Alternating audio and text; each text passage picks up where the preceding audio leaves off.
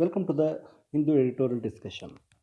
So, in this session, we'll discuss about the high water ongoing challenge from tropical cyclones.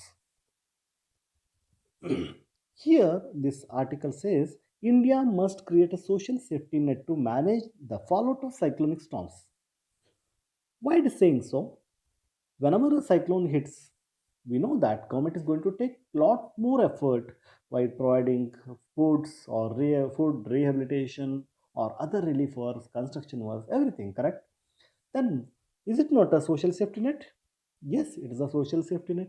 But here, what they are expecting is so it should be like permanent one, not like temporary one. Whenever a cyclone hits, the government will take some measures and it's over. Another cyclone hits, another effort is done and it's over.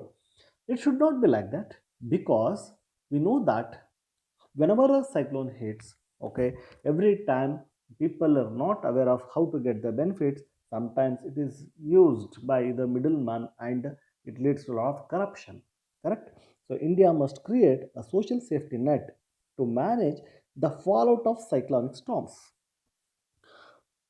How this cyclone happens, first we'll understand that whenever the water body gets heated up, so if around 26.5 or some says 27 degree, if it comes around 27-degree, automatically a low pressure area is created.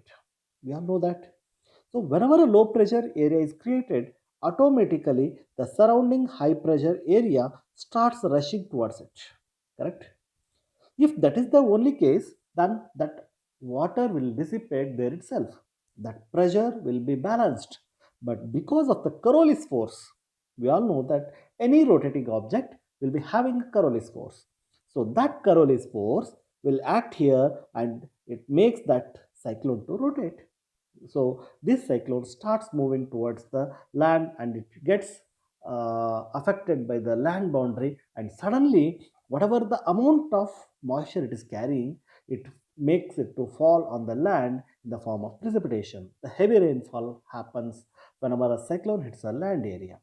We all know that the cyclones are formed not only in the tropical areas but also in the temperate areas, right? But here we are focusing mainly on the Indian land. Fine.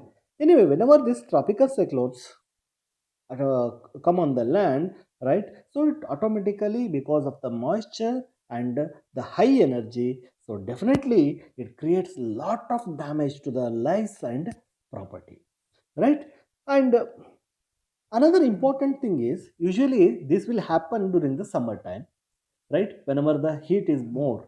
But here, the cyclone Gulab, this is a rare event for September. It affected coastal Andhra Pradesh and Odisha and other inland areas also. Why it's a rare event? Because this is not the summer type or the heat is available so that the cyclone is formed. But what is happening because of the climate change? So now the rare events are happening. And how about a cyclone? We know that the speed of a cyclone is like from 18 knots per uh, hour to 200 to 250 knots per hour. But here, the speed of this globe was 70 knots. But why it created damage?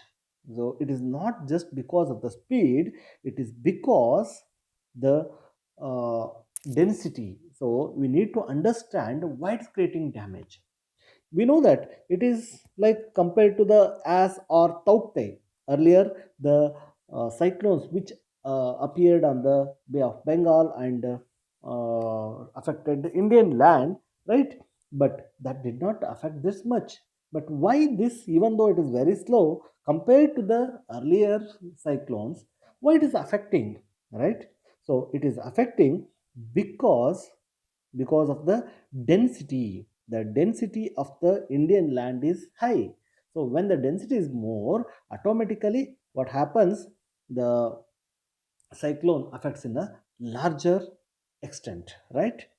Okay, so whenever a cyclone hits, so automatically here also the deaths happened and loss, inevitable loss for the property also happened. So now it is the time to work on the relief and rehabilitation. Okay, so how we worked for the COVID-19 situation in the same way, because now we are supposed to focus on the post-COVID environment. So, but we need to work on the war front, like how we worked during the COVID-19 situation, right?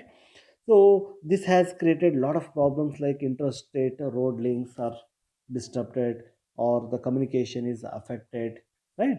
So several trains are cancelled, but we need to ensure that whoever is affected by that should be available with the proper shelter, food facility, and healthcare support.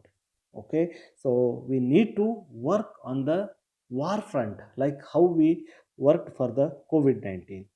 Anyway, so another important aspect here we need to understand is usually the cyclones are formed in the Bay of Bengal.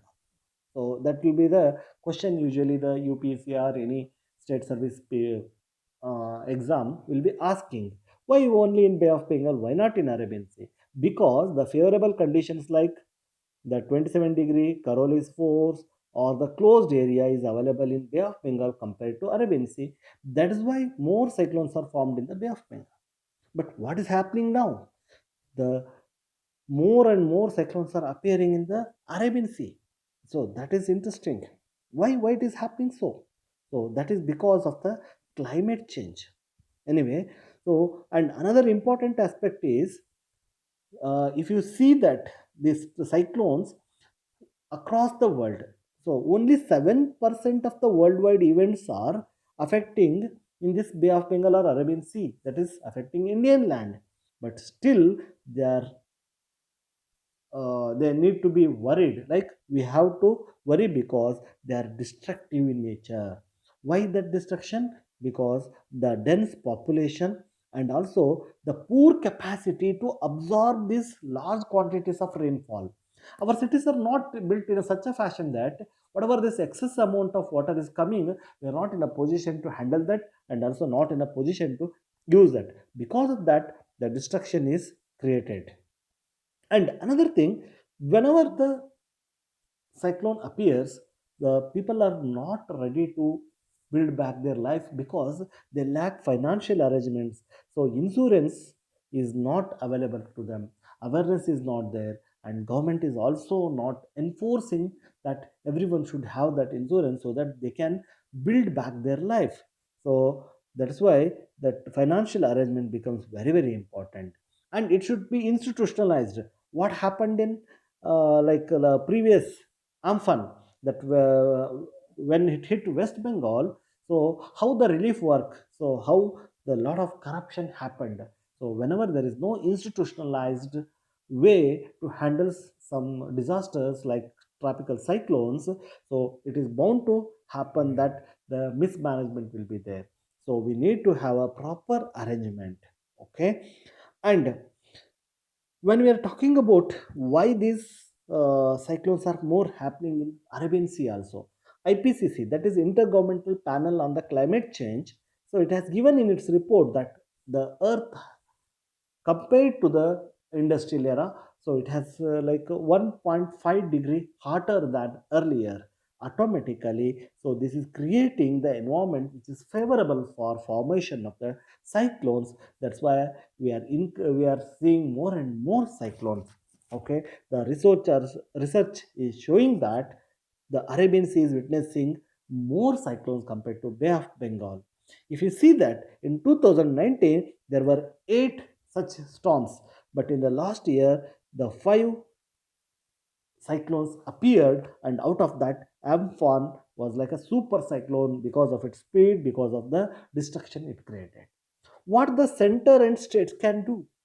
So center and states cannot handle such large scale losses, right? When every year it is happening, so they are not supposed, means they are not in a position to handle the losses. So what should be done? That is, the institutional structure should be built, insurance system should be available, then it reduces the burden on the center and the states, and cities must be ready to handle the extra amount of water whatever is coming, so that it will be helping the population in two sides. That is, one side it is not allowing to create damage to their properties, and also the water can be used for the cities. So one side we are handling water crisis, another side the damage is prevented. So in the UPSC they will be asking questions: which of the following are the conditions required for the formation of a cyclone? So we have discussed, like, so 27-degree temperature, Coriolis force, and the closed area, right? So another question they may ask, like, so where the cyclones are formed more, like whether it's Bay of Bengal or in Arabian Sea. Now, because of climate change, we are also witnessing more in Arabian Sea. If they are asking in the current affairs context, you can also see that, right? So such questions will be asked not only from the point of preliminary examination, in the mains exam also they are asking such questions, like how the government should take care of the disasters, how it has to handle the disasters. We all know that whenever a disaster happens, see, just by earthquake or a flood, automatically it is not a disaster, it is just a hazard, right? Hazard. But when hazard becomes disaster, when we are vulnerable, right? See, if you are remaining in a low lying area, then only flood can affect you. If you are in a high altitude area, how the flood will affect you? And if you are in a multi-story building, then the earthquake makes you to like face the damages. If you are in an open area, how earthquake affects you, correct? So only when vulnerability is there, then only hazard converts into a disaster. So we need to worry about, like, to reducing the vulnerability by ensuring that the capacity, the building back capacity is more with the people. How it is ensured? Mainly through financial instruments and also some precautions. Okay, so we'll discuss with another editorial, and we'll meet soon. Thank you.